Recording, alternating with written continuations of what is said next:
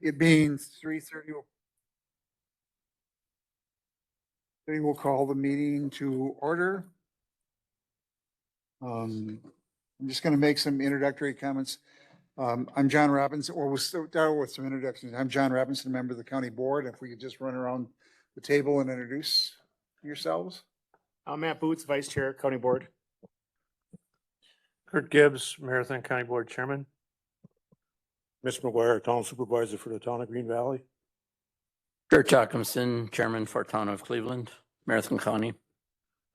Joe Bergen, Town of Dade Chairperson, Marathon County. Mark Radke, Chairman, Town of Eau Plaine.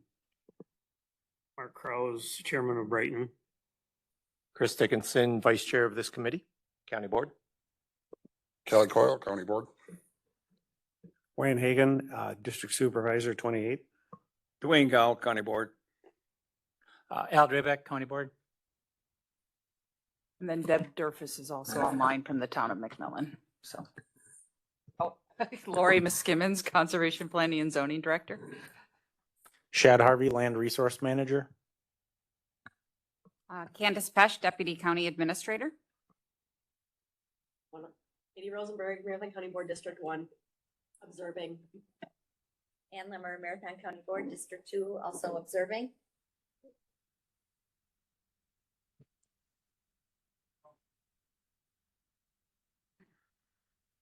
Yeah, Ben Franco with Lion Energy. Dave Linsky, I'm a representative with Alignment Energy.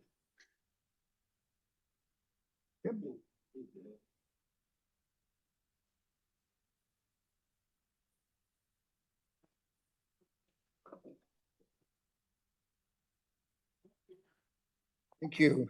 This is the organizational meeting of the Alternative Energy Project Local Impact Advisory Committee that has been appointed specifically to talk about the Hub City Wind Farm. Today's meeting, we're going to hear from Hub City. We're going to take them out of order and then talk about the schedule and the process. But I just want to point out that the purpose of this committee is to really look at and develop a report for the county's executive committee relative to entering into a joint development agreement or community benefit agreement, if you want to use a different term, but to provide a summary of what the local resident concerns are relative to the project, including items such as siting setbacks, impact, or siting from residential and agricultural facilities, environmental health impacts, prepare a summary of the impacts on county government infrastructure, a summary of emergency response concerns, a summary of decommissioning concerns and expectations of local stakeholders, and any other information recommended by the committee. We need to do this by July 13th. So this is a short-term committee. And again, our purpose is not to weigh the merits of solar or wind energy, but rather to look at what the issues and concerns and questions that people have today is. And we'll talk a little bit more about that schedule a little bit later. But I'd like to just start out by inviting representatives from Alliant Energy and Hub City Wind Farm to give an overview of the project.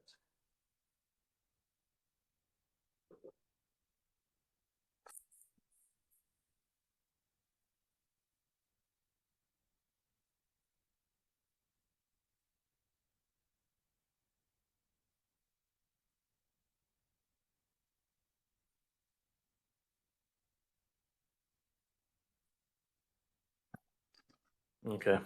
Everybody hear me all right? Mhm. All right, great. So my name is Ben Tanko with Alliant Energy, the project manager for the Hub City Wind Farm development. Appreciate the invite to come and speak here today and kind of give an overview of the project. And talking with Shad, at least my understanding was just give a bit of an overview on the project, kind of set baselines for some of the project details, and then get into a couple topics that are probably more of interest to this particular committee.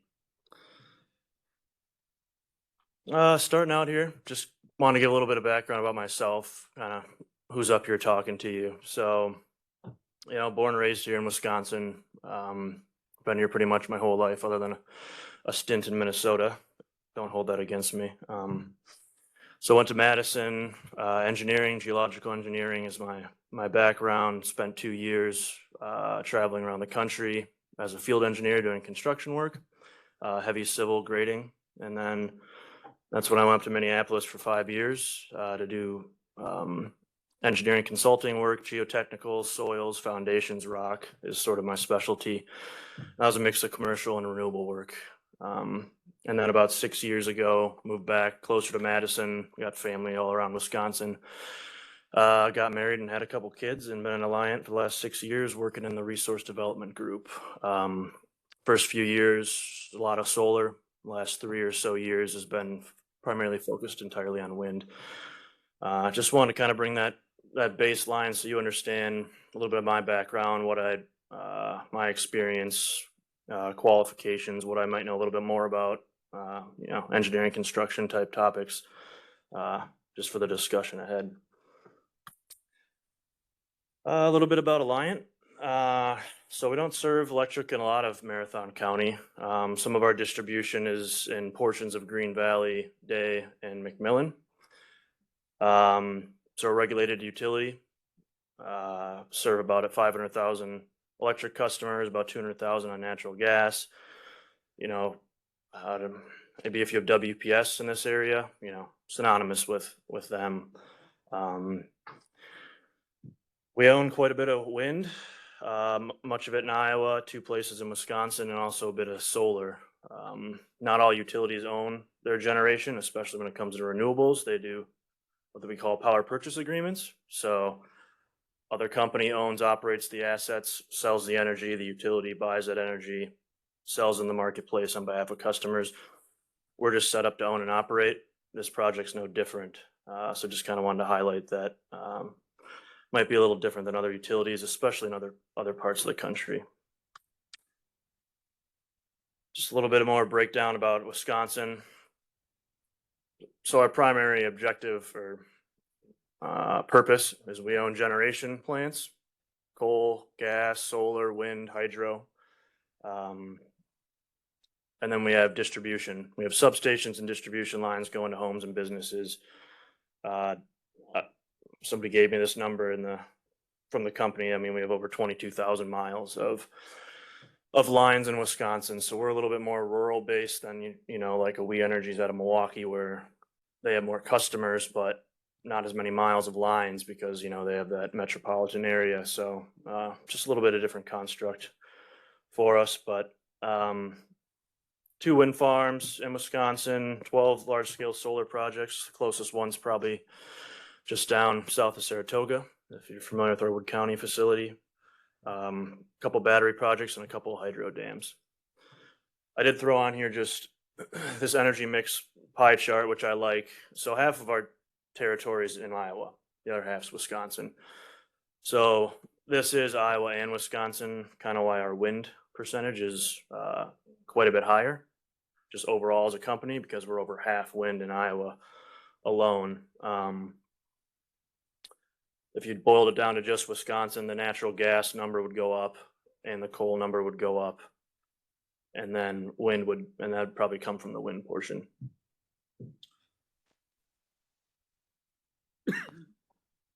Again, just last little slide here on Alliant.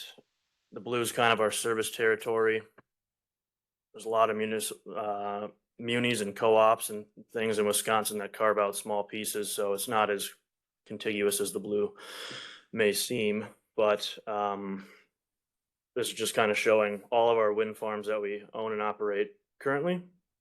And then the yellow is where we have 5 developments going on right now. So over by Albert Lee in Minnesota, a couple in northeast Iowa, and then our Columbia wind farm down just a couple miles out of Columbus, Wisconsin.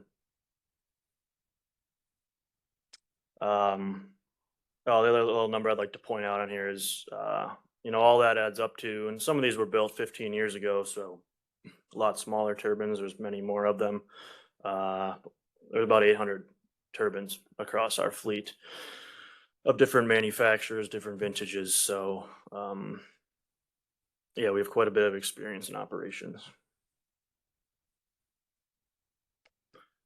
Let's talk about this project a little more specifically. So, just kind of orient everybody here. Some folks I've kind of been talking to for years on this project. Oops. I'm sorry about that. Somehow that got on there. Uh-oh. All right. Bear with me for about 15 seconds here. I just got to make sure I didn't have any other automatic transitions on. Wow, they're all on.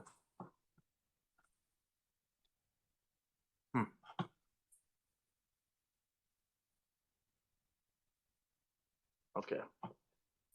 Apologize about that. So just kind of level set everybody on the history of Hub City. The genesis of this is, first couple months of 2023. I've been lucky enough to be involved in it since the beginning. Was when we first reached out to the 5 towns and said, "Hey, this is just so you know, this is what we're about to undertake." And that I believe it was early 23, maybe it was late 22, but and then we sent out the first batch of letters, just a survey of what almost for interest on which land, how many folks are interested. And from there,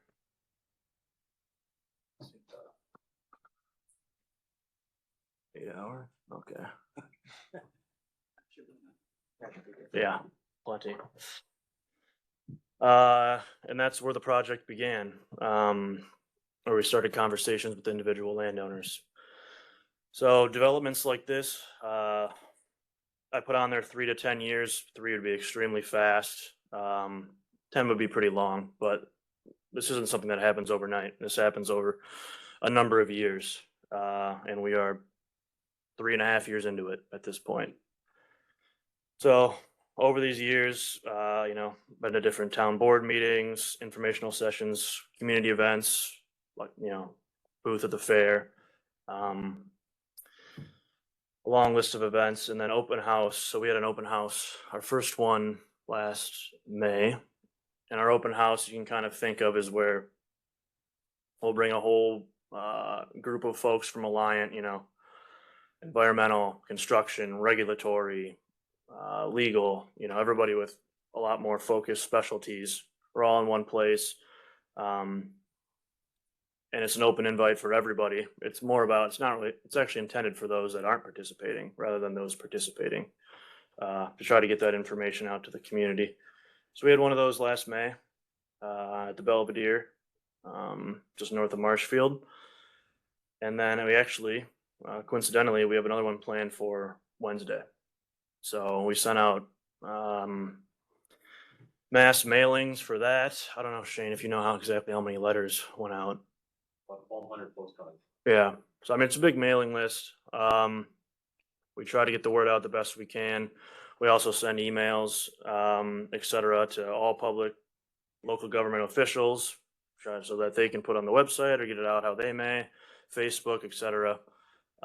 So please spread the word on that if anybody hasn't heard about that event. Another key piece I wanted to mention, originally when we started out, we were going for our 100 megawatt project. We were primarily in Cleveland, Green Valley, Day, and McMillan. And as of last November, we acquired the development rights from a third-party developer, what they referred to as Marathon Wind. And that was primarily located in Brighton and Eau Plaine. And as these projects are abutting each other and adjacent, we've joined them together. And now we're targeting 150 megawatts. And I just like to mention, I say 150 megawatts, plus or minus. We're still working through a lot of studies, design, could be a little lower, could be a little higher. but it's easy to talk about whole numbers and, you know, best approximation.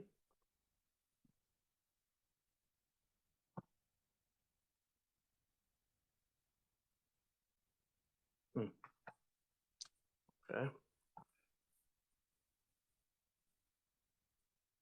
That's just actually a picture from our Cedar Ridge Wind Farm in Fond du Lac.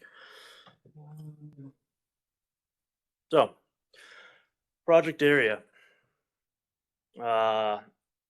This is an approximation, hence the, you know, very straight lines and rounded off edges and boundaries. But, you know, you can see Marshfield there to the south, Roselleville, Stratford, Unity, and a couple major highways to kind of orient yourself. And as I kind of mentioned, this is comprised of Brighton, Oak Lane, McMillan, Day, Leland, and Green Valley as of right now. So total together, we have about 20,000 acres participating across. So that's probably about 100 different landowners. And as I mentioned, right now we're thinking about 150 megawatts is what's in the plans. So turbines, we're working on locations right now. But even after we have theoretical locations, we're still working on like the exact turbine model that would maybe be a best fit, or for commercial reasons, tariffs, all kinds of things go into that. But a good approximation for a turbine size these days is a 4.5 megawatt machine. So that's kind of what I'm using for referencing numbers.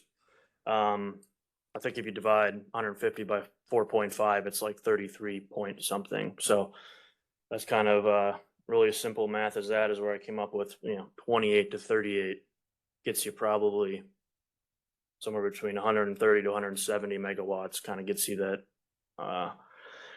that target with a little bit of range on either side. Oh man, really struggling on that. I'll just talk about a little bit about shared revenue program. I'm sure many of you have heard about it. Maybe some of you haven't. So it's a state program, not Alliant Energy discretion in any way.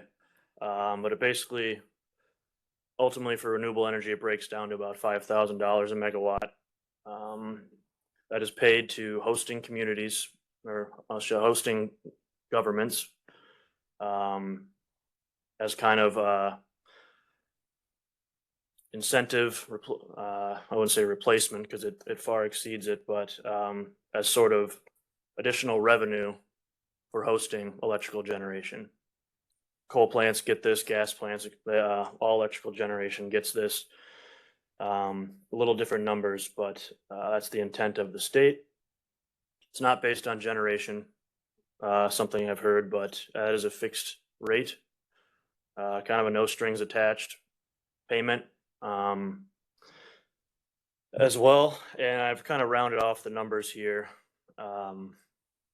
to about 2/5, 3/5, 60%, 40% is close to how it breaks down. I think it's truly like 57%, 43%, but to kind of get you oriented. So the county does receive 3/5, and the hosting county, in this case, we're fully within Marathon County. And then towns portion would be more that 40%. And that simply gets split apart by the ratio of generation you host. If one town hosted all those turbines, that's not really physically possible, but they would get the entirety of it. If each town had 20%, they would each get 20%. It's kind of how you can scale that math.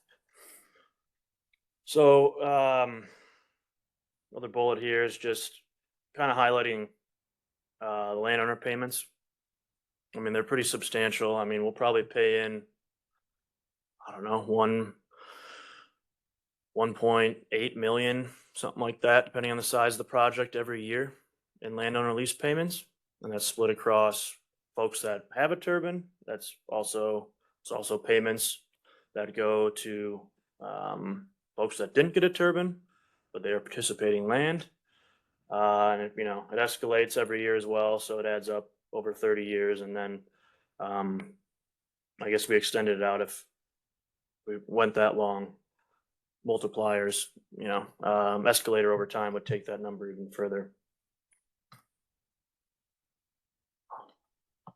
I'm sorry about that. That's on, it's off.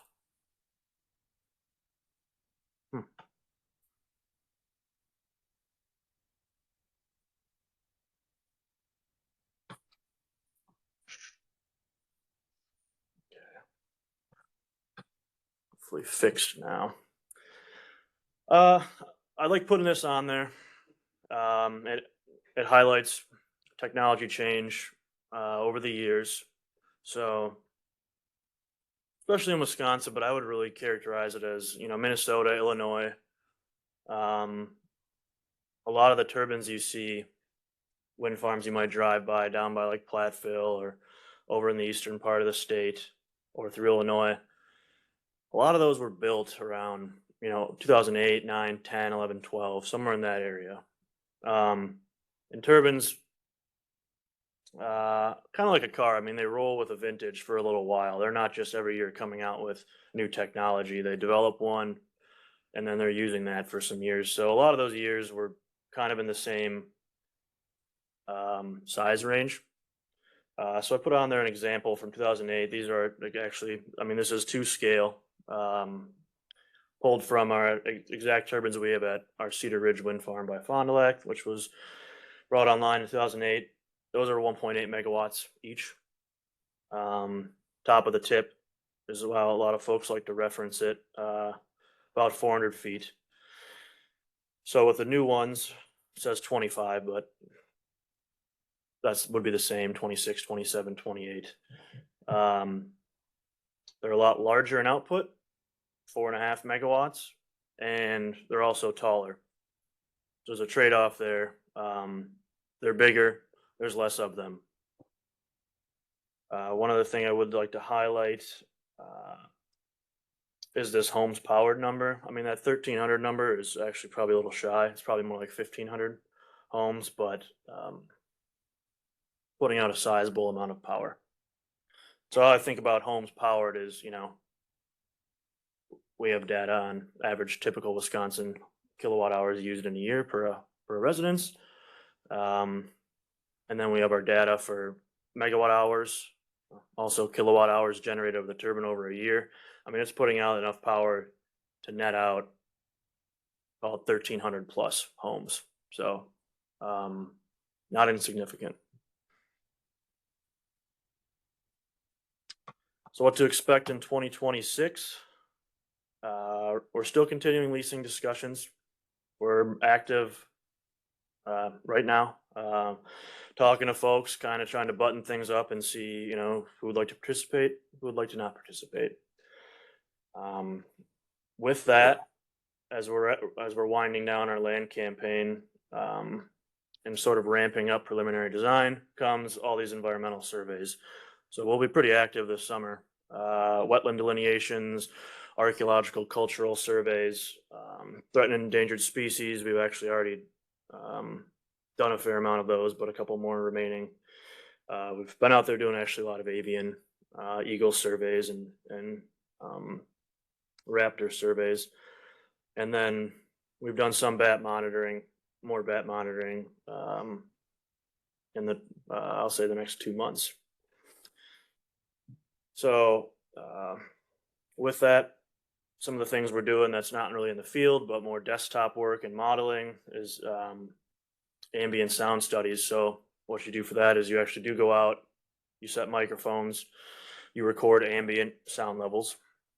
And then when you determine locations or theoretical locations in a turbine model, you pull that manufacturer's data at they have their testing for the noise that is emitted from the turbines. Then you run that through the model to show that sound levels will be exceeded once you construct. Then you go out there, then you take new measurements and go back to the PSC and sort of approve it. Sure, your model said this, then you have to go out there and take those sound levels and demonstrate that you are in fact complying with what you said you would. Geotechnical surveys, just another word for soil borings. So I'm sure everyone's probably seen a drill rig at some point, doing highway work or some sort of commercial work. And then in late 26, if all things proceed as planned, that would lead to a regulatory submission with the state.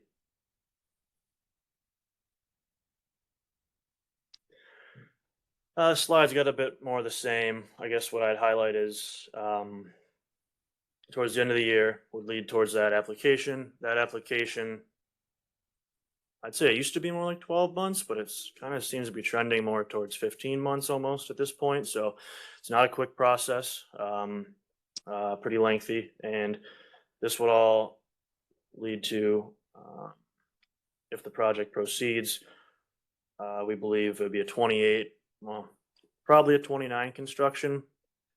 I kind of put on there 28, 29 because there's a world where maybe we would say do civil work in the fall of 28, below grade work, kind of stop for the winter, come back and do erection in the spring. Otherwise, because there's just so many fewer turbines, yes, they're bigger. Yes, it takes a little more effort to put up a bigger turbine, but it doesn't take 3 times the effort if you're putting up 3 smaller ones. So all that to say, you could construct this wind farm in a single Wisconsin construction season.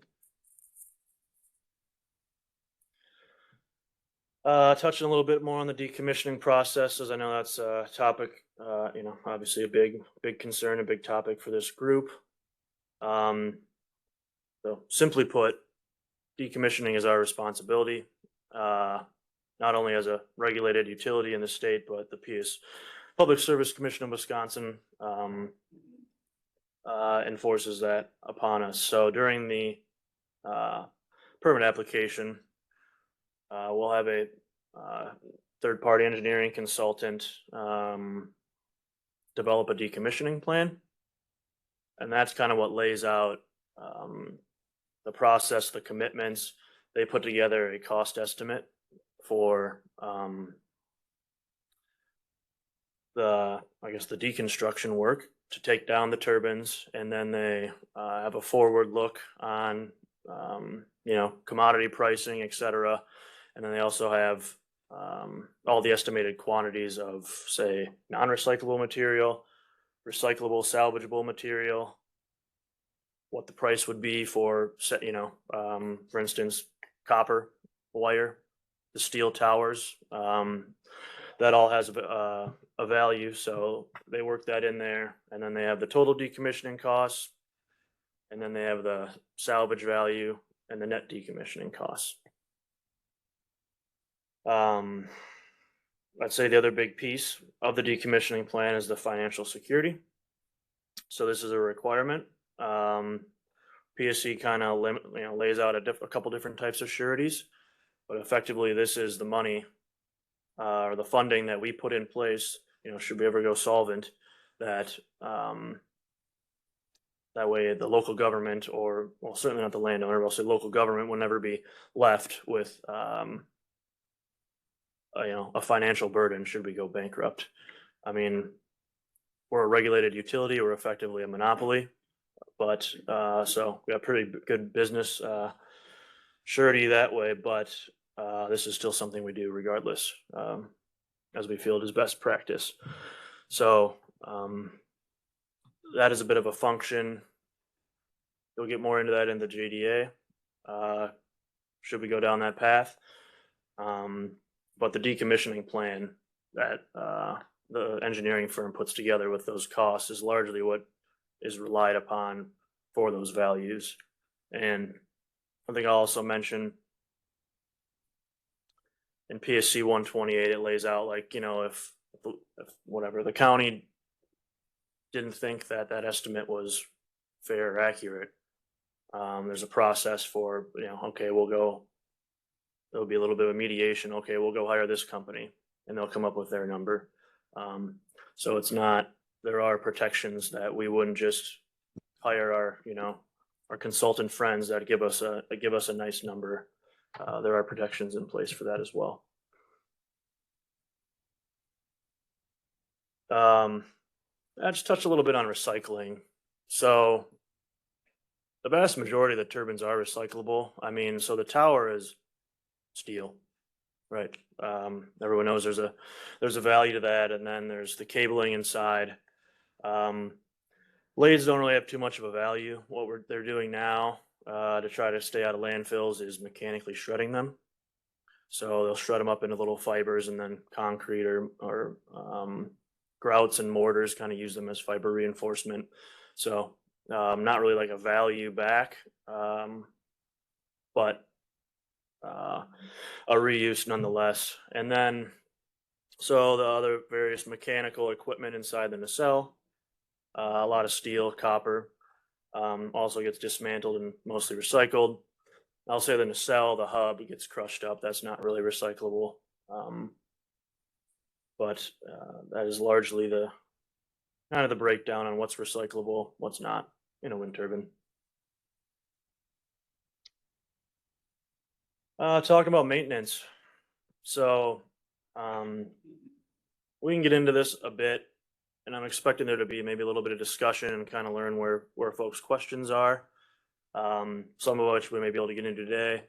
Otherwise, I lean pretty heavily on our operations group that, live this every day to be the experts. But, at a project of this size, so we would have a small O&M build, operations and maintenance building, probably within the project footprint or, very nearly adjacent.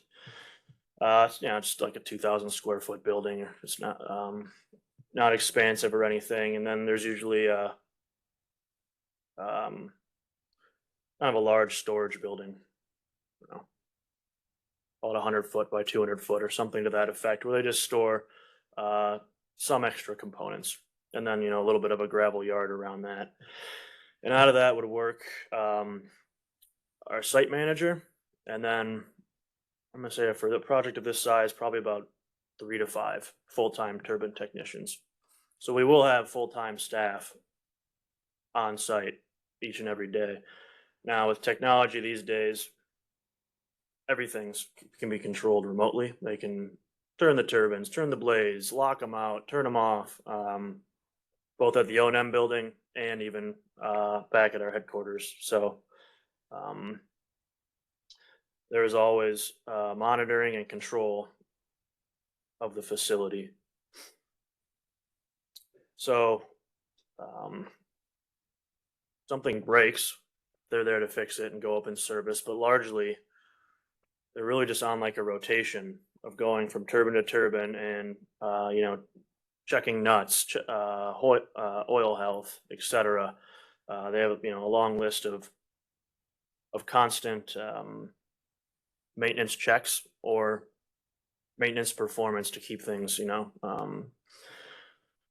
working properly, not unlike a car, right? A little bit of upkeep to avoid get ahead of things breaking.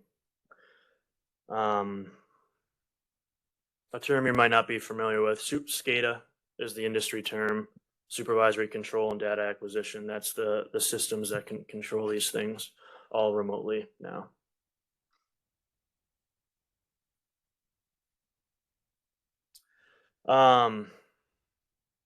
So on these last couple slides here, I just threw on some photos. I was just going to kind of click through these and, one by one, just kind of folks kind of see a little bit of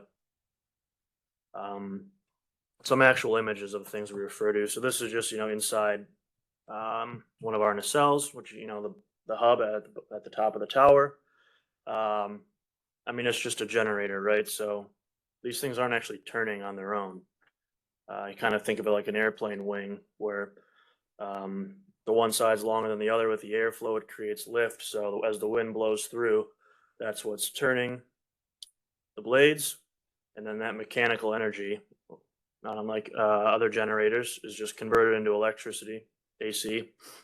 And then the towers are largely hollow, other than a couple of climbing platforms, maybe a small elevator and the cables, and then it sends the power out, jumps up the voltage, and then underground, they're just connected via cables. So, really every turbine is just its own individual electrical generation plant, just transferring the energy in the blowing wind into electrical energy. Oh, and there's a photo right here that shows looking up a tower. I threw in a couple construction photos. I know that's top of the list for topics and concerns. So these are heavy civil grading projects. Not really like a solar farm necessarily that has quite a bit of acres bulldozed. So really you have the access road. You have cable trenching between turbines, and then you have the foundation. So this is a pretty good shot. There's a lot of concrete and a lot of rebar in these foundations. I mean, they're big structures. There's no reason to say otherwise. So right now the turbines are probably putting in 700 to 900 yards of concrete. So they'll open up a pretty decent sized hole. So this is actually what you're looking at here that's the bottom of the footing. So they're all a little different, but that gray area sticking out this side of the forming is what they just call the mud mat. So that's just you get down to your excavation, bottom of footing, you compact that, and when you're ready to construct the foundation, they pour this mud mat it's like floor leveler really. I mean, you're just kind of leveling out the imperfections in the soil. So that's really as tall as that foundation is. I mean, it's kind of hard to see, but it's probably like a foot at the edges, tapering up to, I don't know, 4 to 6 feet. Now I'm going to say with the ones these days, maybe that's a couple feet thicker, but really what they do is, I mean, they're out very wide, right? And then you have soil on top of it. So, I mean, just think of anything like counteracting tipping over. It's that wide spread footing. So they're actually going wider than they are deep. Sometimes folks think, wow, that's such a massive foundation, you must be digging down so far. And that's actually not the case. Just a couple more photos here. They have the truck coming in. Well, that's probably the pump truck. So you just have trucks, they flow in once you pour, I mean, you're going, and they just keep, unloading into the pump truck. They're guiding around and moving around the concrete and vibrating and such. And then they kind of, I wouldn't call that a broom finish. They're just kind of rolling it out a little bit. And then you bring the soil back over the top, the overburdened soil, as they would say. And in the middle here, you see what they call the anchor bolt ring. So when you set the base, they put these things in there. The concrete hardens, and then they actually go around and they pre-tension them. They pull them and actually stretch the bolt. This is pretty common in soil nails, micropiles, all kind of specialty foundations, but they're pre-tensioning them, and then they tighten that nut and lock it off. So it's actually like compressing itself inward. Again, this is pretty typical. Any transmission line actually they have a very similar drilled shaft with an anchor bolt cage foundation, but then the base tower section just gets set right over the top of those anchor bolts, and then another nut is placed on top of that and torqued down to that flange ring. So I mean, if you're in construction, fairly typical process for that. I think there's just some photos of the collector cable.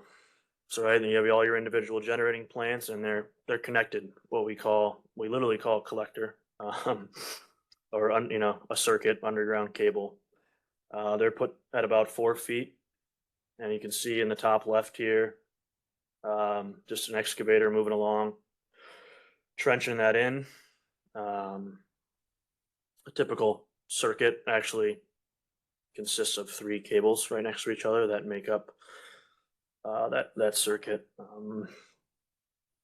Sometimes these will be plowed in, where they have a specialty rig with the spool, and it's plowing open the trench, and then it kind of drags behind it, that lays it in, and then it kind of drags behind it and just opens it up, rolls the cable in, and then covers it back up. all in one pass. Other times, if we're going under roads, obviously, well, maybe not obviously, but roads for sure. We don't dig through roads, wetlands, anything of that nature. If there's a river or something, that's all directionally drilled. A lot of directional drilling to avoid sensitive areas. Even sometimes like mature forests, we'll go underneath instead of clearing them away. Just case by case basis sometimes with the DNR. But yeah, trenching, directional drilling underground. That's how that cable gets installed. But yeah, sorry if I breezed through that quick. I was just trying to hit like a lot of high level topics. Take some questions. I kind of mentioned this before. I'm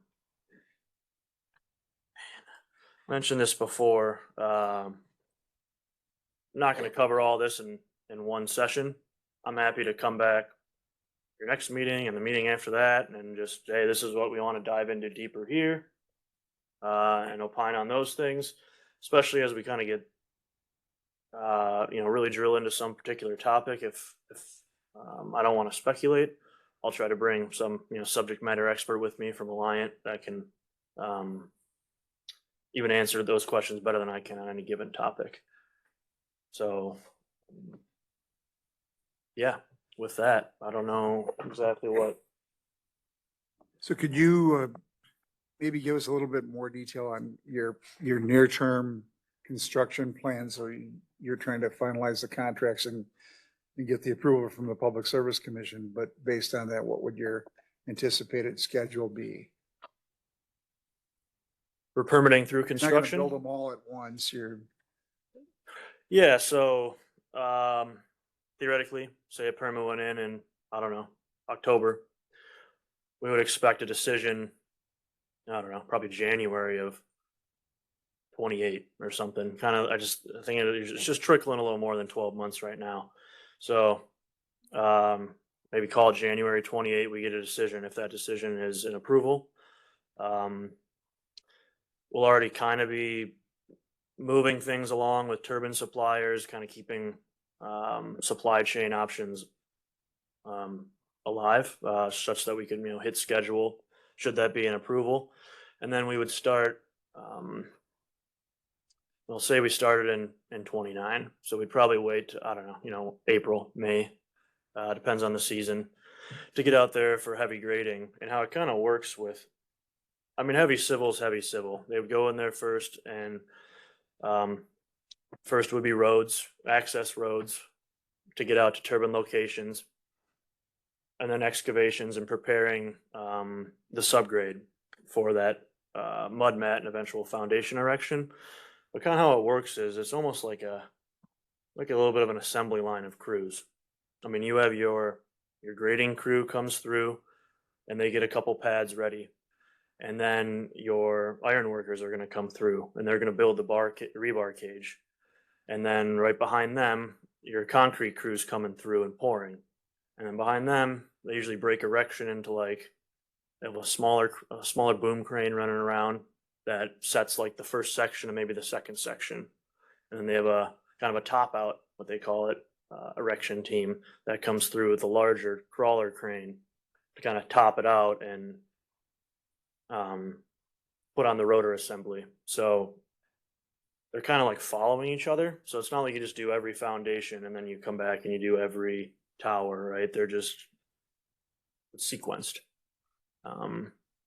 So I don't know if that really answers your question, but from start to finish, 6 to 8 months, maybe. Depending on how fast and urgently we're moving, or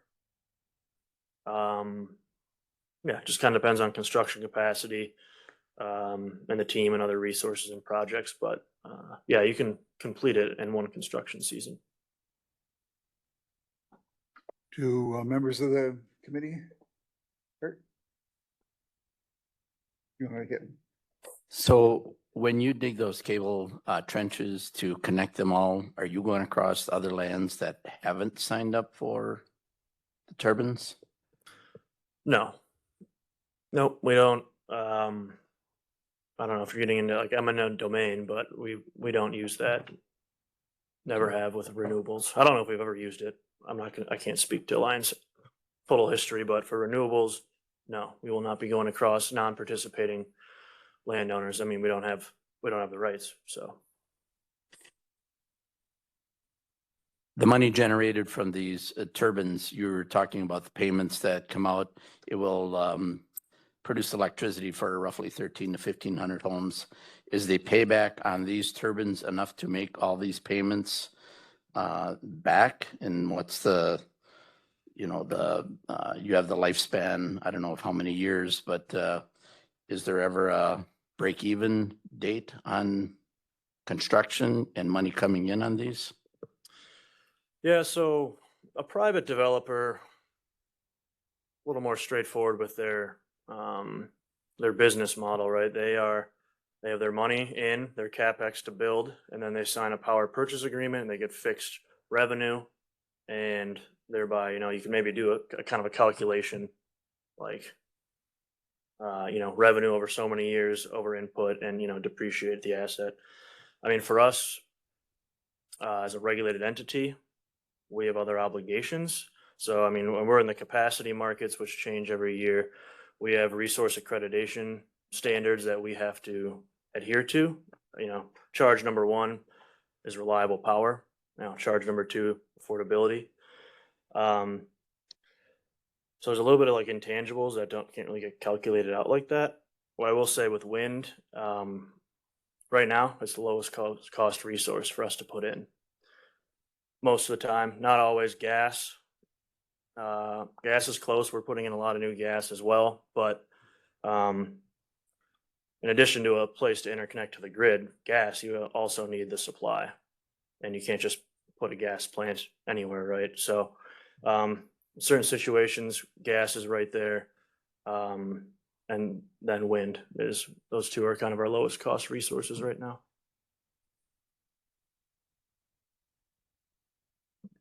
I got a question. What happens if the landowner dies or wants to sell that property after you guys put the wind generators in? They're not restricted in any way from selling their property, but the lease runs with the land is the short of it. 60 years, so. Our leases are structured, there's a term of 30, an initial term of 30 years. And then in there, we have 3 10-year extensions that we have the right to extend.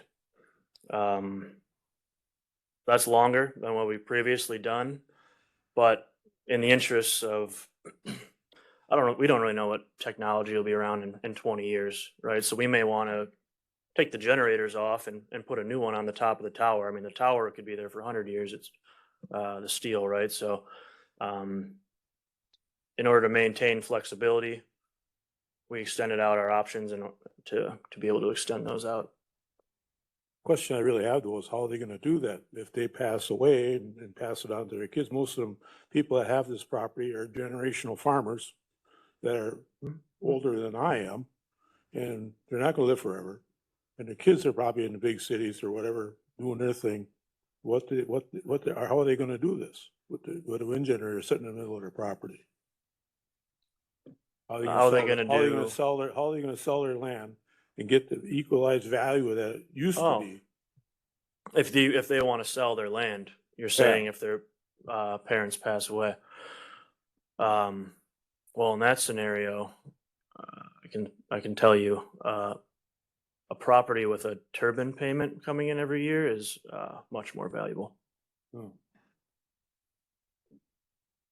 I would ask that we not have comments from the crowd. Would please just limit it to the questions. I would assume that you're recording easements, permanent easements on those properties during the duration of these leases, which would bind any subsequent property owner to the terms of that easement or that lease agreement.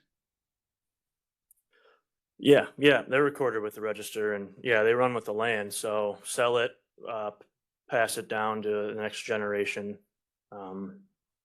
Yes.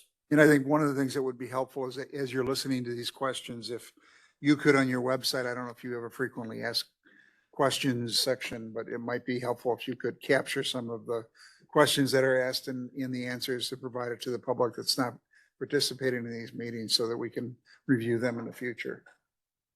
The questions coming out of this meeting? Questions in general, and we'll talk about our public participation process later. Go ahead, Mark. Hey, Ben, I'm just wondering, does an up-to-date map exist where the turbine locations are going to be placed? Where the turbines are gonna be placed? No, because we, well, I'm blending my weeks. So it wasn't last week, it was the week before. I want to say 6th and 7th of May, we had 2 crews out in the project area going around to what we call microsighting. So you can only do so much on a computer in Google Earth, right? So this is where we go out with our civil engineers, development, environmental, construction, and we go around to call prospective turbine locations, and you walk out there and you stand right on the spot and look around. You know, you kind of see where our homes, where are things we wouldn't have noticed or known about. Drainage is a big thing. Routing the roads is a big thing. It's a lot of civil, actually, that comes out of that microsighting event. So we just did that, on the 6th and 7th of May. And then over the next coming weeks, we're taking all that information, incorporating any sorts of lessons learned, shifts, et cetera. And then that would produce our next, call it preliminary locations. But we don't release those along the way. We'll probably go through 40 layout revisions before we get to the final. I mean, it's so iterative. You move one thing, you got to move something else. And when we put maps out, people are referring to old revisions because they don't have the new one. People are drawing conclusions they shouldn't be drawing because they just aren't behind the scenes of all the things that are still tentative and not final. So I guess that's a long way of saying that no, we don't have a turbine map right now. I guess the reason I asked the question is because I think that would help possibly streamline or allow us to ask better questions. You know, you're soliciting feedback. Without that information, we kind of got one eye blind. Yes, I mean, I understand what you're saying. But it's a balance because, as I was alluding to, it does create problems as well. And maybe this group is up to speed and we're sending revisions, but that's not the general public. I mean, we deal with enough either inaccurate or frankly old information about the project because it's just it's hard to get information out and reach everybody. So it's just really a struggle to have turbine locations out. But I mean, if we get into specific topics that I'm going to say locations of turbines would really influence the discussion. Maybe we can get into a bit of more of that, but I'm kind of, nothing's really popping in my mind exactly how the specific turbine locations in this field or the field across the street would really drive a lot of the JDA. Not all of them, but the general discussion. Thank you, Mr. Chairman. Ben, thank you. The one question I have, is it anticipated to have a battery energy storage system in conjunction with this project anticipated in the engineering? No. I don't know what the future holds, and batteries are they're becoming prevalent, and we're putting them at a lot of places, but no, it's not in our resource plan to have any batteries at this site right now.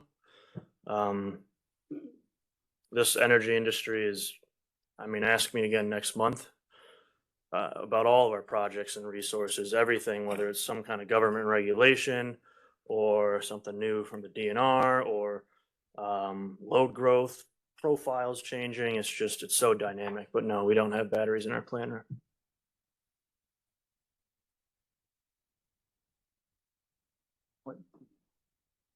Thank you, Chair. I have several questions, if you don't mind.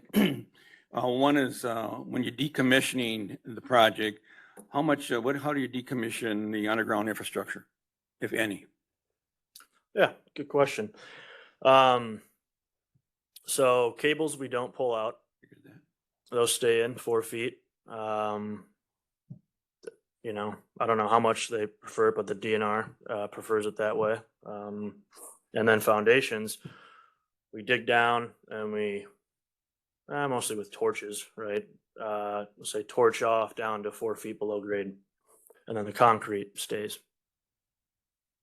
So basically, you're saying that decommissioning of the foundation would be only 4 feet below the finished grade?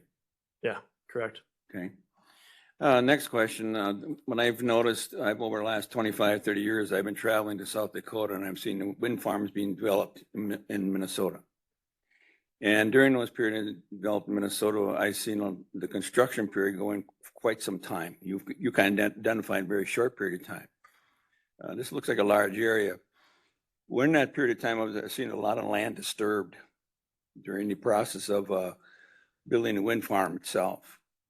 Is there a method or compensation process for the individual agricultural business owners for having those roadways, construction disturbance, a compensation for the loss of crops or loss of opportunity for profit or making any profit or living from the disturbance of the wind farm operation, construction operation? Yeah. So just to your first point, if this was 15 years ago with those smaller turbines, we wouldn't be able to do it in one construction season. So things have condensed with the number of turbines decreasing, albeit they are larger. And to your second point, yeah, in our leases, we have crop damage provisions. So it's pretty straightforward. You just pull from agreed upon spot price markets and calculate your acreage of damage and pay for the the constructible area where we took out crops. But I mean, wind is probably going to be, I don't know, 4 or 5 acres per site disturbed. So it's not a large amount of crop damage payments for us. I mean, solar, when it's go time and you got to build a couple $100 million project, you might have to go through unfortunately, you can't wait till harvest. So, crop damage on solar is a whole different game, but yeah, we pay crop damage on wind. Chair, I have another question that could continue. Go ahead. The next question I have is that during the process, you indicated that you're not using the process of eminent domain with the assessments or the easements or the actual compensation with the landowners, correct? Correct. Okay, if your case, and you mentioned also that you're going to be using the market value or the market process of an assessment of property being lost or property being damaged, is there a process that the property owners themselves can challenge that or have to challenge that process? What they see as they consider the compensation for the construction of the tower or even the lines being dug in, et cetera. Is there a process where the property owners or even actually the town looks like they're, even if there's town land involved, to challenge that compensation or analysis that you've made for the property? Sorry, so you're asking for property values decreasing? No, I'll put it this way. When you do a project, an highway project or a major project you're doing itself, you can do 2 things. You can actually come to agreements with the property owners. And if you can't come to agreements with property owners, you can use eminent domain. During the eminent domain process, law allows the property owner to look at their own assessment process. You indicate you're not using that process. So if you're going to use a process that is going to involve assessment of value of land in a certain area, and it really doesn't look fair to an individual property owner, what recourse do they have, or any recourse that we can provide in our agreement with you folks, if there is such type of recourse that we can put together? If I'm following you, I mean, first off, so roads, right? It's a big eminent domain type topic. And then transmission companies, they do use eminent domain. That's what I thought. Often. That kind of gets blended with us. But we don't use eminent domain, even for our own distribution lines. So on our power generation projects, we're always going to try to cite private land. Mhm. So there won't be a situation where, I'm sorry, you kind of lost me on how who would we be compensating?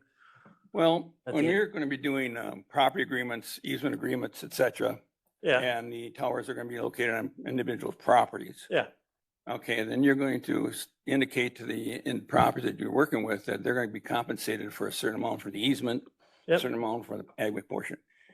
During that process of making that analysis for that compensation, Yeah, is this compensation okay. process that just strictly comes down from the utility?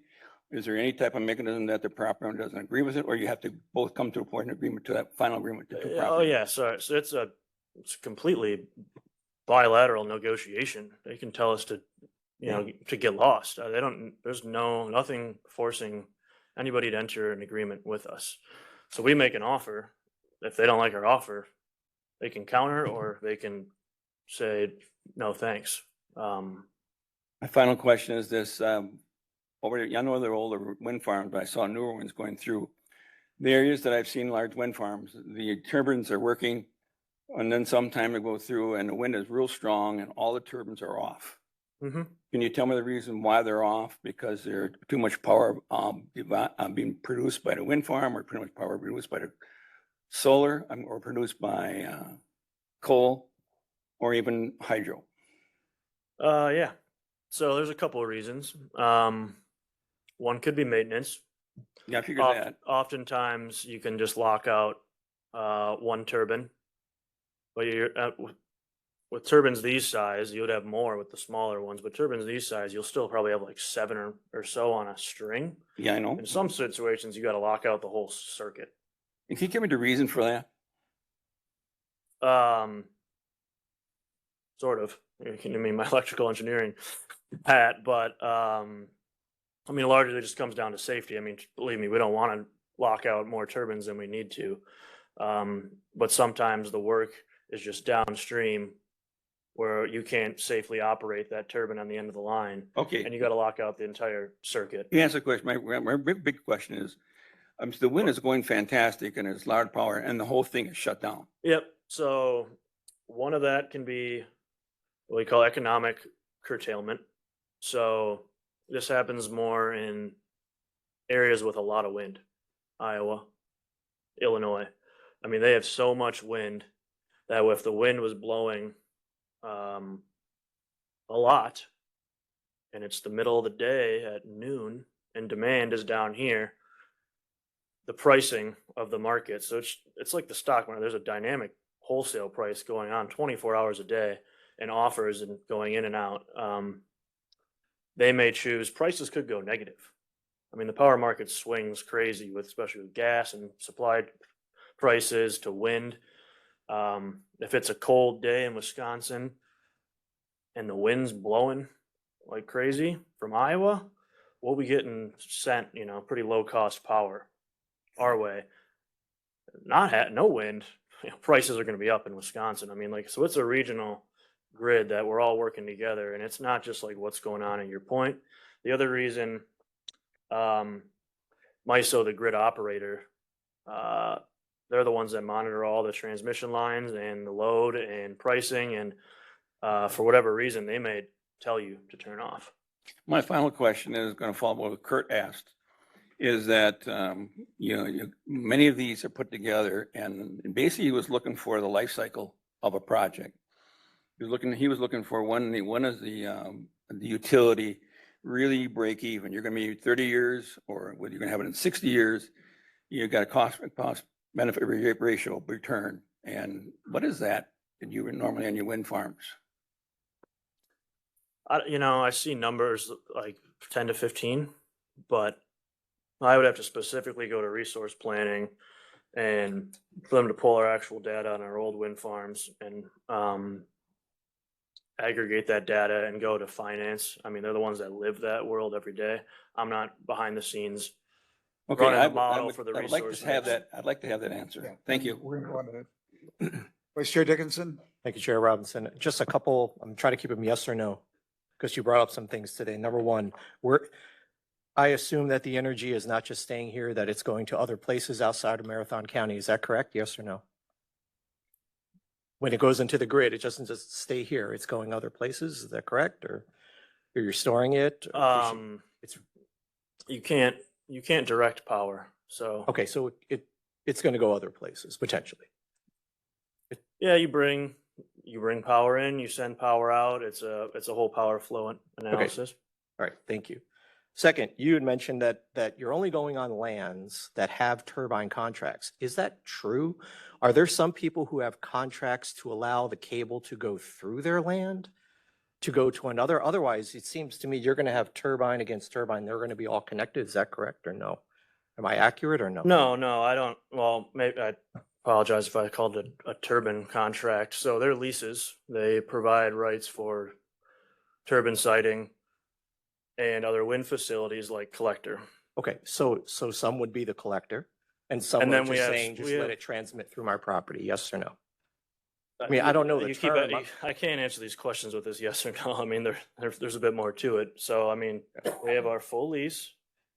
That could be turbine or other wind facilities. We also offer for somebody that says, I'd like to participate, but I'm not interested in a turbine. We have Okay. So thank you for that. a Yeah, I just want to move it on because I know people want to talk and I just want to get to the yes or no. I'm not trying to be, I just want to get to straight to it. Number three, you said you had about 100 landowners right now. Are those all, are you looking for more? Are you currently actively looking for more landowners to expand beyond the yes. 28 to 38 turbines? That's Yes, we're looking for additional landowners. No, that's cool. to expanding beyond 28 to 38 turbines. Thanks. The fourth question, and I got two after this. The fourth question is Alliant currently building systems under 100 megawatts, or is everything 100 and above in Wisconsin based upon what the PSC is doing? Like you mentioned, For there's other wind? smaller, correct, for wind turbine. We haven't built wind in Wisconsin.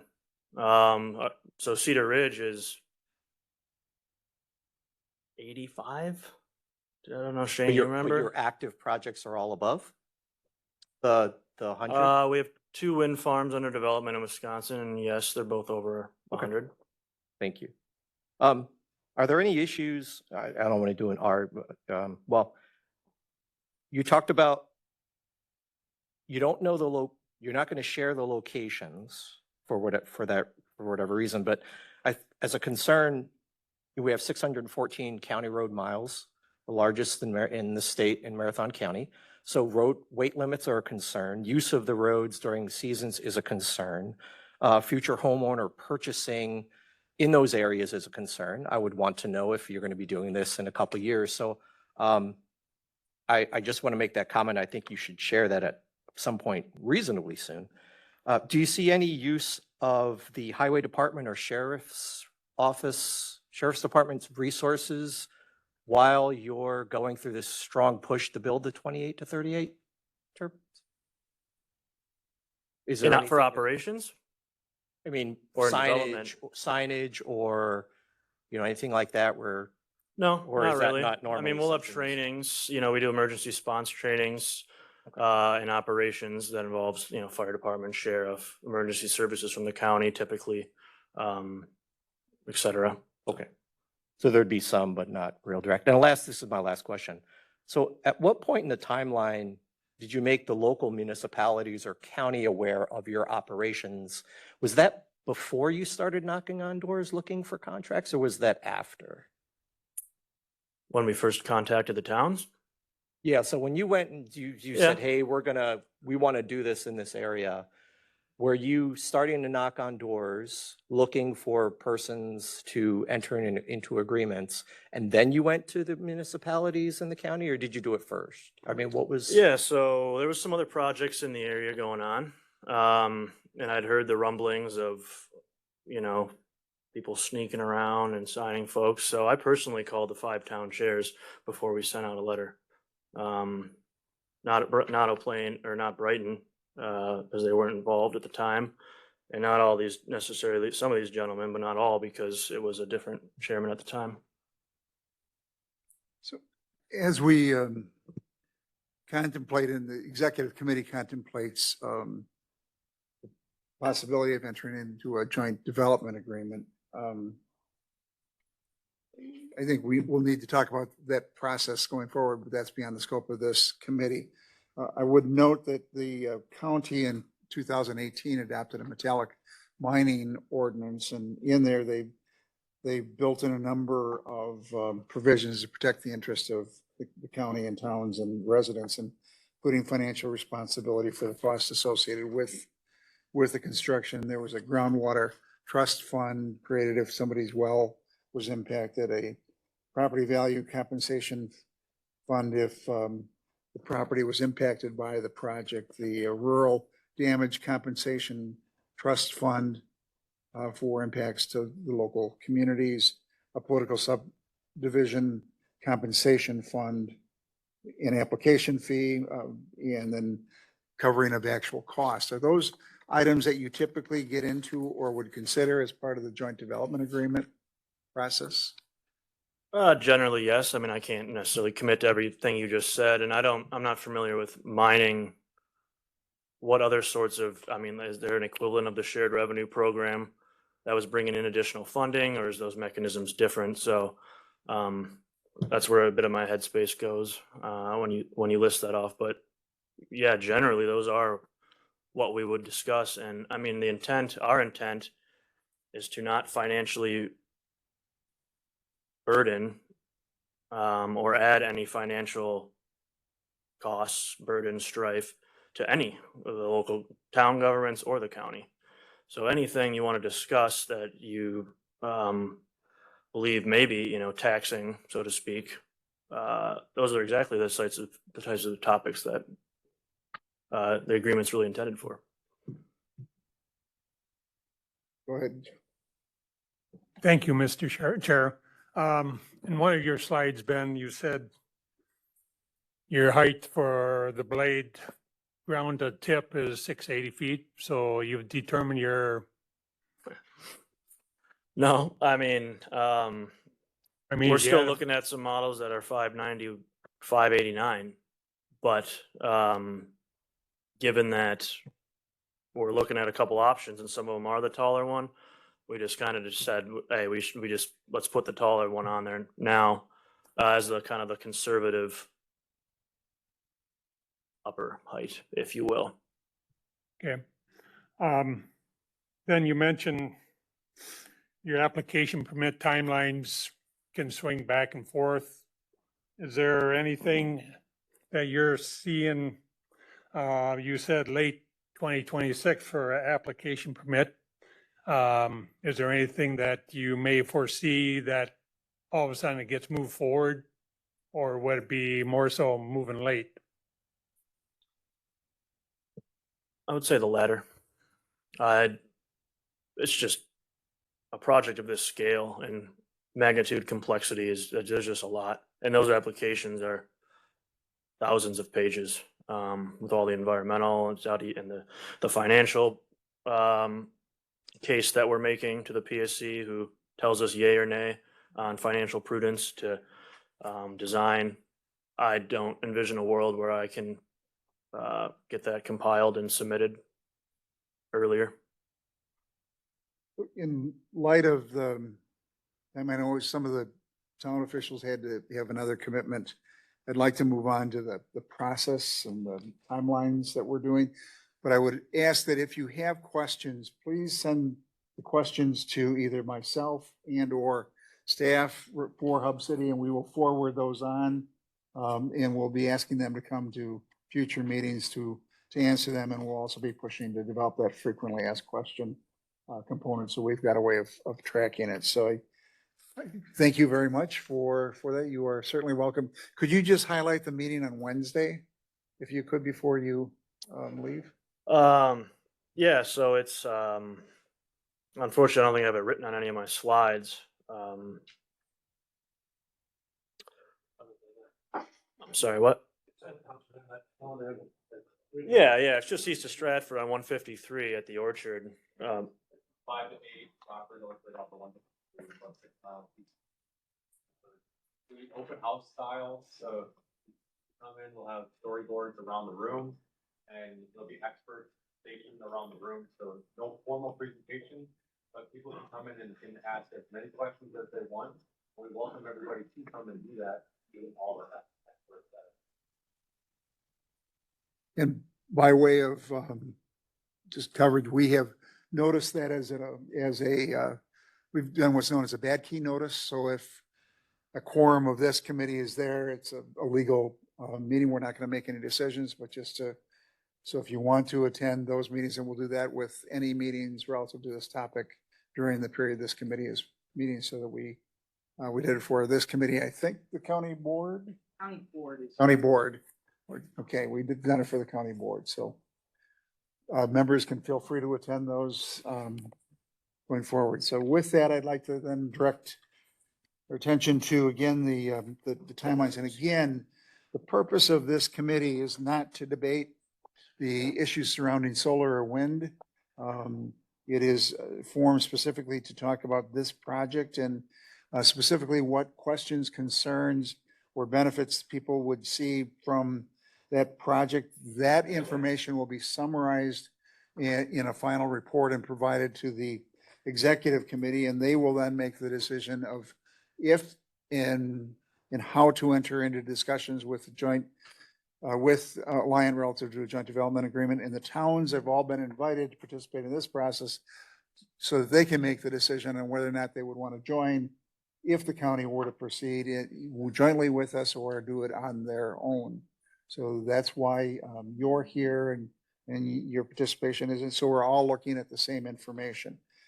So we spent some time talking about how do we make sure that the public is engaged in this. I'm going to just give a high level overview and then turn it over to Lori to go through some of the dates. But we wanted to make sure, we've talked about a number of processes. These meetings, we've talked about having a facilitator come in, and Steve Smith is in the back, and he will be potentially facilitating a public engagement meeting at a future date. And we also intend to put a survey on the county's website to get additional input from citizens that we'll use in this committee to do it. So we'll have our meetings, the facilitated meeting, and the survey to collect that information. And while we like to see people, I think it's more important that we hear from many people versus the same people many times. So as we're putting together this list, we really hope that we can get as many people participating as possible. And do you want to pull up that?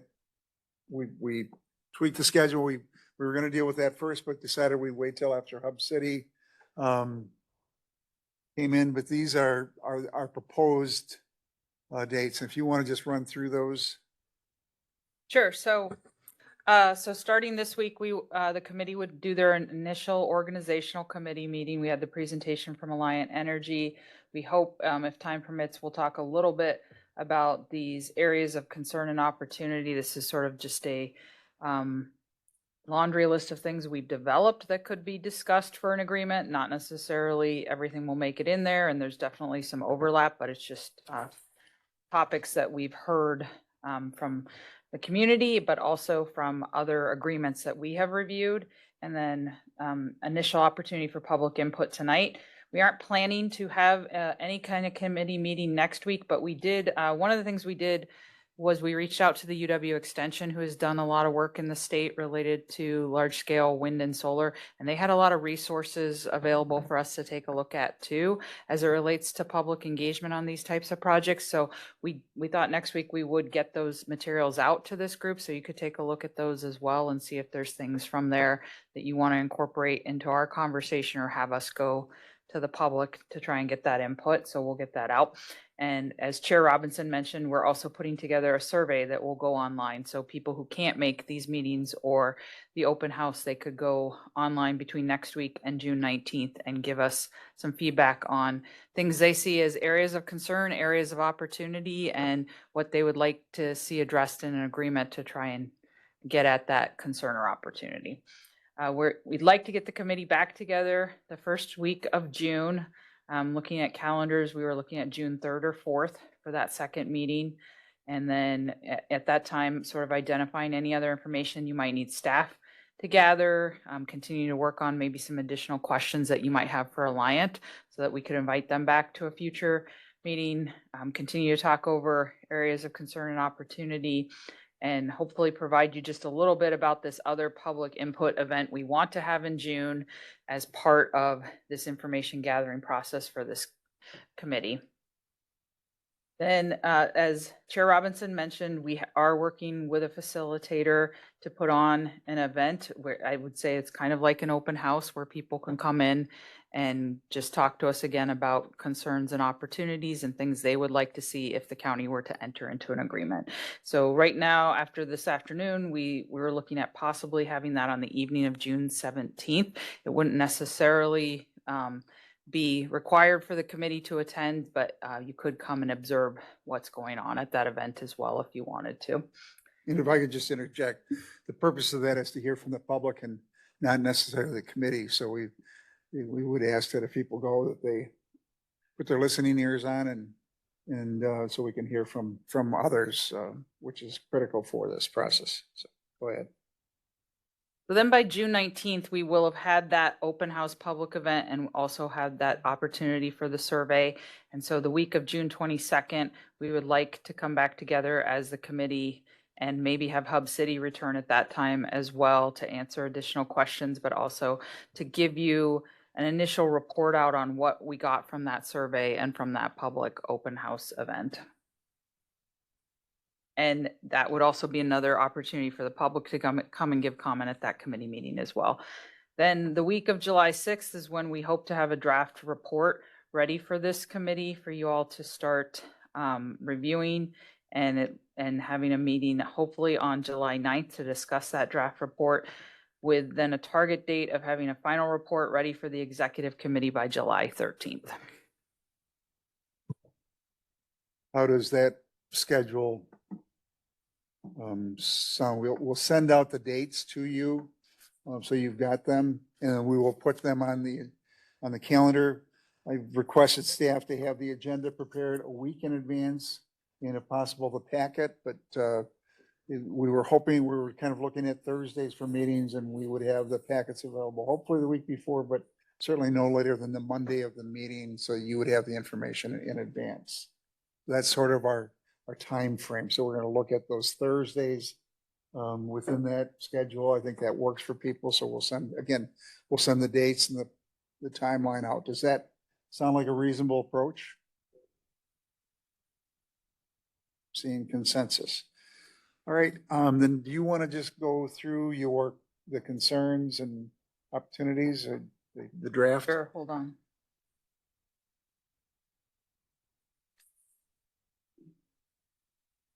Okay, so I think given the time at a very high level. yeah, I will not go into these in any depth because it is very much a laundry list. It's just sort of everything, again, things that we've heard from public input, things we've seen in other agreements. There's definitely areas of overlap, but we just kind of broke it out into these topics for now. And I think we're looking for additional input from you all, the committee, and then the public in terms of what would be priorities and how to frame our areas of concern and areas of opportunity. But this is really how, yes, we would prefer to, when the public is coming to speak to us, if they can sort of categorize what they see as that concern or opportunity, and then bring forward also ideas in terms of what we could do through an agreement to possibly address that concern or opportunity. So I think we have 13 or 14 in here right now. Again, probably some overlap, but roads, traffic, and infrastructure. We have public safety and emergency services, environmental considerations, agricultural impacts, construction impacts, jobs and local economic benefits, property and land use, community character and quality of life, land use planning, utility shared revenue, decommissioning and site restoration, information sharing, and other project-specific concerns or opportunities. And under each of these topics, we've tried to throw some examples of things we've heard and maybe some possible ideas as well. So this is just, again, for you all to start looking at and reviewing and hopefully adding to or revising, and eventually we'll probably need to narrow it down as well. It's a pretty long list. And that's meant to be a start of the discussion, not the end of the discussion. So as you're looking at that list, if there's something that jumps out, I'd like more clarification on need for specialized equipment and services in the case of an emergency, and other things we can fill and expand those lists. But again, this is to prepare for those discussions, and either a joint development agreement. I don't like that name necessarily because we're not a partner per se. And others have used a community benefit agreement where we try to look at the needs of the communities themselves. So we'll move along to, if there are no questions, we'll move on to public comment. So we will start with Joe Kiewak. Yeah, if you would come up here to the microphone. And again, we'll limit you to 3 minutes, and we would ask that you speak to the questions, concerns that you have, and not necessarily to the issue of whether wind energy is bad. My name is Joe Kiewak. I'm from the town of Cleveland, Marathon County. Seeing what's going on here with the board and that and the time frame, it seems like we're pushing things pretty fast. And I know we have a time frame that we have to try and keep, but I feel that maybe the committee should think about a moratorium that would sort of put things on pause for a little bit longer time so we can research things a lot better and get the right answers, especially for the town's health, safety, and welfare. That's all I have to say. Thank you. The reason that, let me just interject, the reason that the committee is acting between now and July 13th is that that's what the county's ordinance and rules say. So we're operating under the rules. Next is Cindy Nelson.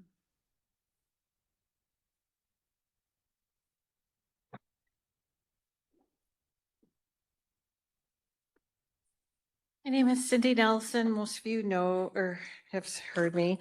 I'm in Stratford. I live in the town of Eau Plaine. I have listened to Ben Tanko talk, and he isn't telling you everything. I have a very short list also. So the bases of the turbines, actually 800 cement trucks fill the hole that they drill for the base. And that is in each one. That's not just all of them all together. And also, you have to remember, if you're going down the road and there's tractors coming toward you, there's hardly any room, even in my side-by-side. I have to pull all the way over. So if you, on the dirt, on the stone roads, if you're going to have all of this construction trucks going down with cement and whatever else they use, steel, there is not much room. But the things that I really want to go over today, besides that, is nobody's thinking about the people who are going to be affected that have not signed up their land.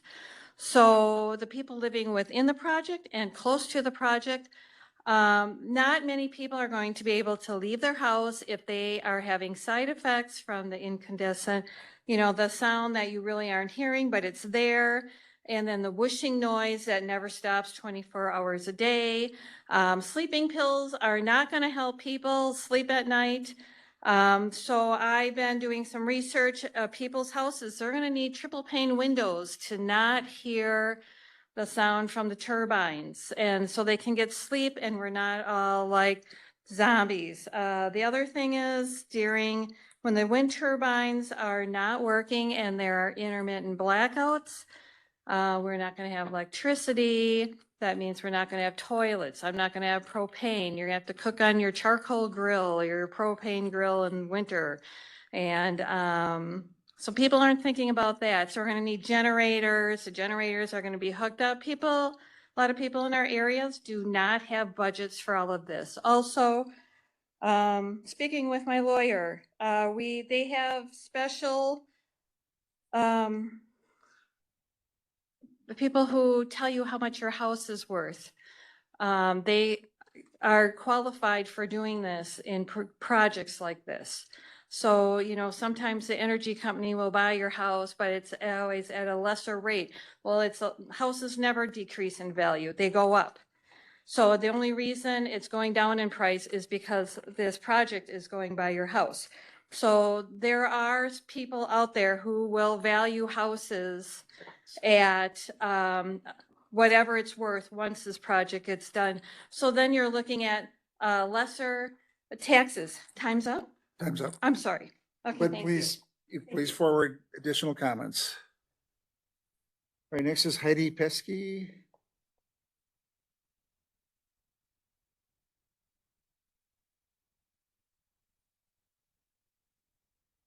Hi, I'm Heidi Pesky, Town of McMillan.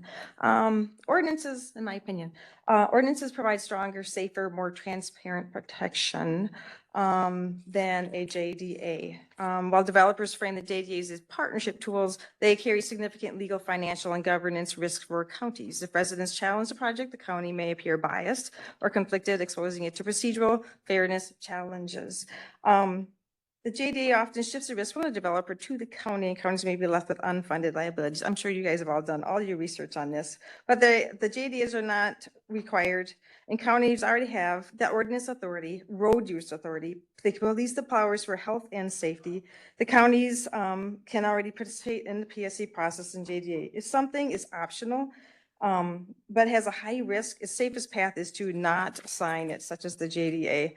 So unlike a JDA, an ordinance will apply equally to all developers, including the possible Stonemark, are public, transparent, and subject to hearings, can be updated as technology and science changes, which obviously we have lots of changes coming up for energy requirements that we are needing right now. They do not bind future boards. And if we're going up to 60 years, that's a lot of board members changing within that time. They do not create contractual liability. They do not require the county to support a project. Ordinances protect the county, JDAs protect the developer. I read that the Pentagon has a stall on offshore or onshore wind turbine projects, which may strengthen the case against the JDA. I'm curious if this also affects our current onshore projects that we're talking about. Because the Department of Defense is currently not completing wind project reviews, those developers cannot move forward. Can we enter a binding agreement while the federal reviews are stalled and project viability is uncertain? If the changes might be happening in our governor this fall, what will happen with that? And are there changes that are going to be there? Are we going to lock ourselves in to 60 years? If our current next governor may have lots of changes to PSC. I believe the timeline for this task force is not enough time to do research. It's only 60 days. It's been taking, I mean, for me, I've only been in it for a year and I still have so much to learn.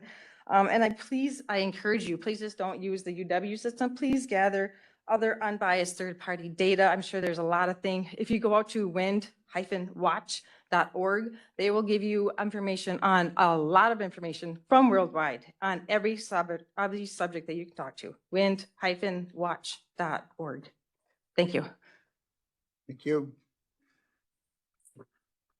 Next, we'll call on Christine Seehafer.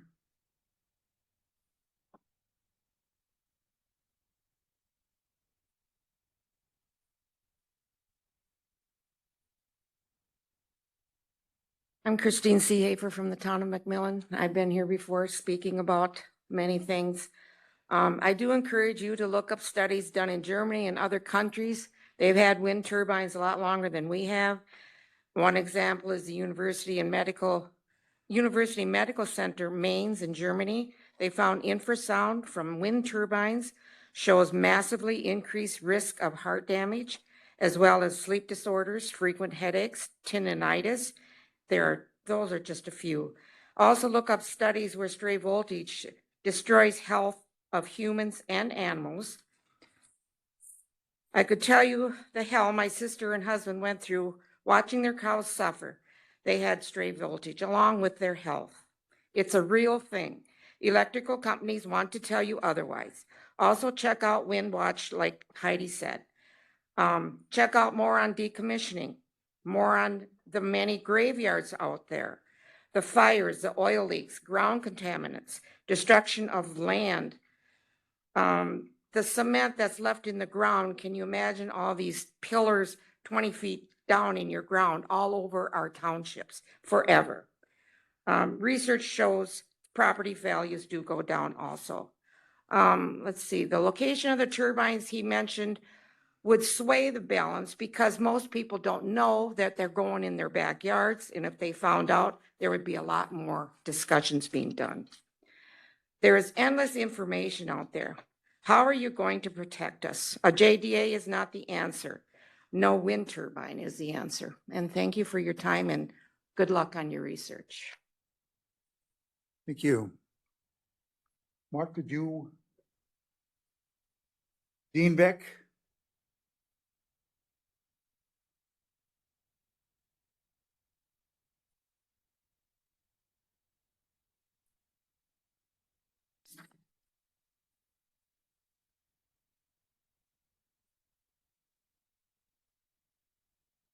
I'm mainly here to warn you, fellow chairmans. These joint development agreements, I would hope everybody does it up, that your taxpayers in your townships know what's going on. When this gets these, where there's no disclosure, what's been happening with the AI centers and that type of stuff, you have an obligation to your town residents to try and be as upfront with them as possible. I don't have wind development by me, but I've got the solar coming my way. I'm telling you, if they're truly contacted all of you, well, that's one step better than the solar has been, because they're gobbling up land out by us and purposely not letting me, as chairman, they have never contacted me. And they're just trying to get to the 100 megawatts, so we'll have no power. So just keep your eyes open. That's all I'm asking. Thank you. Thank you. Becky Techro?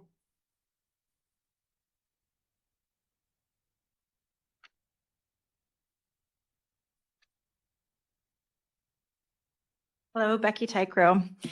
I want to thank the board for moving this task force forward. It's something that I brought to your attention back in December, and everybody was very surprised. I presented that the Doral Solar is moving into the town of Easton.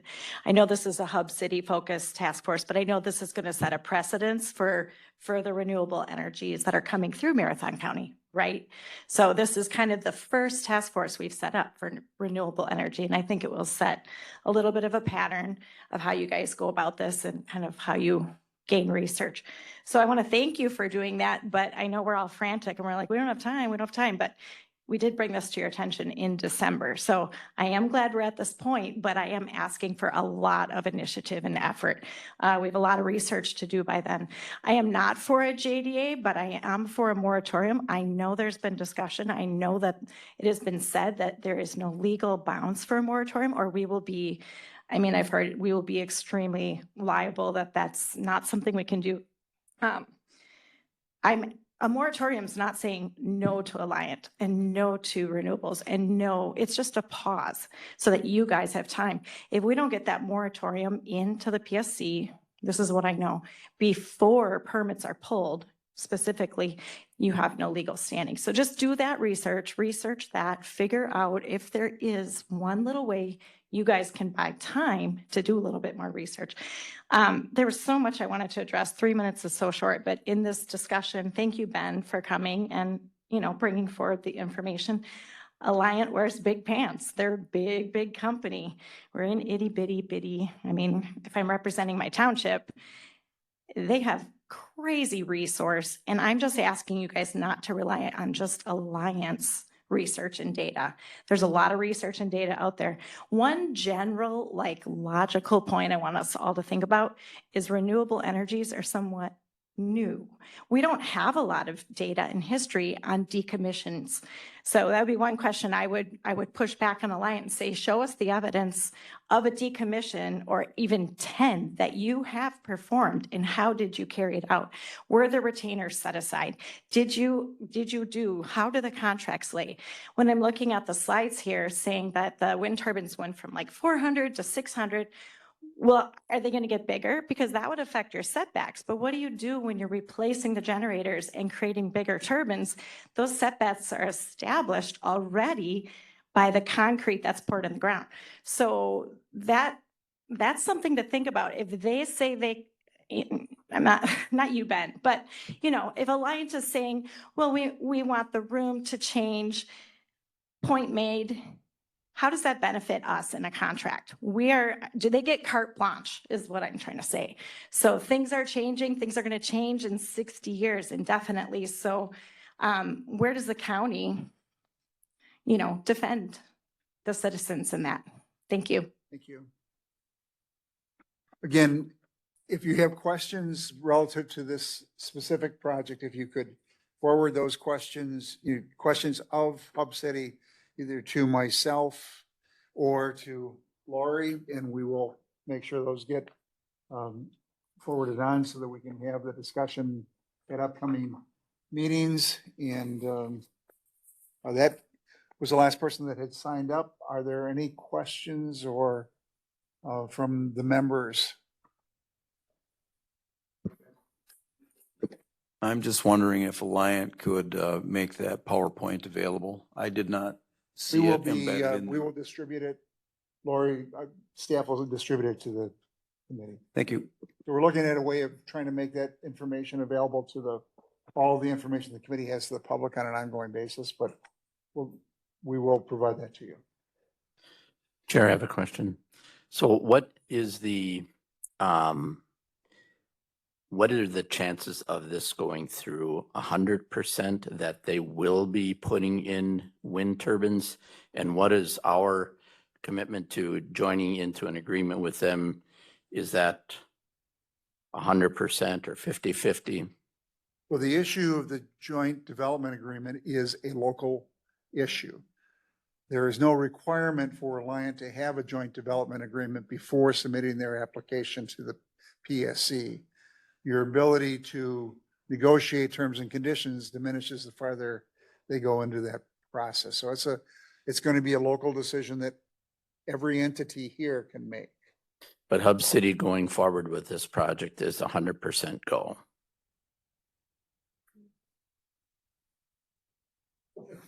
Everybody's looking to Ben. Yeah, thank you. All right. If not, that concludes the meeting for today. Thank you all for coming. We will try to get the information on the schedule out there. We'll be putting all of the dates on the county calendar. We'll try to get those agendas out a week in advance to you, and then the packets as soon as, either at that time or shortly thereafter. This meeting was Yes, is it was going to be on recorded. YouTube. It was recorded. I do believe Was you need a recorded. motion to adjourn as well. We will make that available too.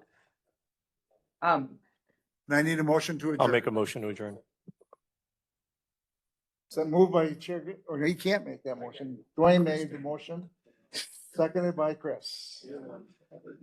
All those in favor of adjournment will signify by saying aye. Opposed, no. That motion carries. We're adjourned. I was going there.